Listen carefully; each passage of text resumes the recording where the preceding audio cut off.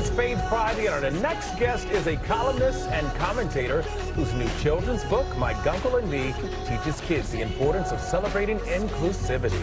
And here to tell us all about it is Jonathan Merritt. Jonathan, welcome. Thank you for being here. We are so excited about this and to talk about this.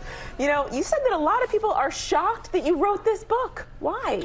Well, you know, I've long understood that the stories we tell our children will create our future. Yeah. And I grew up in the evangelical South. I grew up in the deep South in a home of a TV preacher and in the heights of the AIDS epidemic. And I was told a lot of kinds of stories.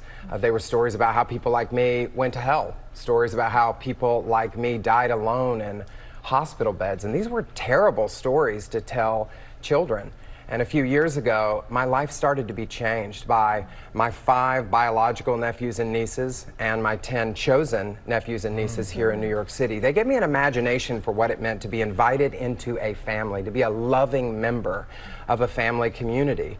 And the way that they changed my imagination gave me a vision, and I said, I want to tell those kinds of stories, stories of inclusion and love for the next generation of children. So powerful. Look at where we are now. Yeah. You know, when I saw the title, I thought about Beyonce and how she gives a nod to her Uncle Johnny. Oh, that's right. Uncle Johnny made my dress. She also talks about her faith often. So why is it important when it comes to faith to have inclusivity for everyone? It's huge. It's huge. And actually, I included a scene in this book that has surprised a lot of reviewers. And it's a scene where the Guncle and Henry go to church together.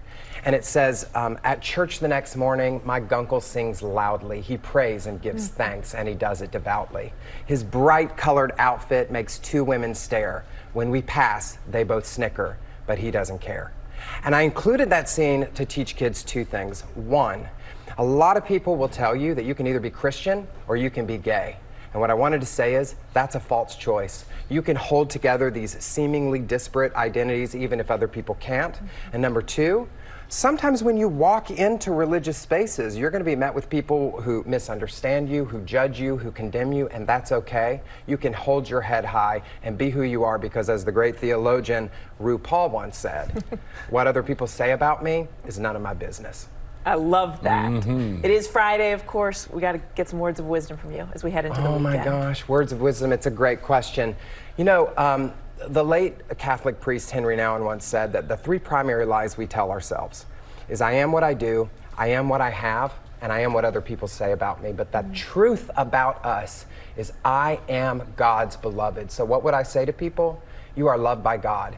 Because God doesn't just love, God is love. That's who God is. God loves you because God loves you because God loves you. So never forget that what makes you different is what makes you special, and that is your gift to this world. Now that's a word. Yes. Thank you. And that is a great word to end on. Jonathan Merritt, thank you so much for being with us. Thank you for this. I cannot wait to share it with my kids this weekend. I hope they love it. Congratulations on the book.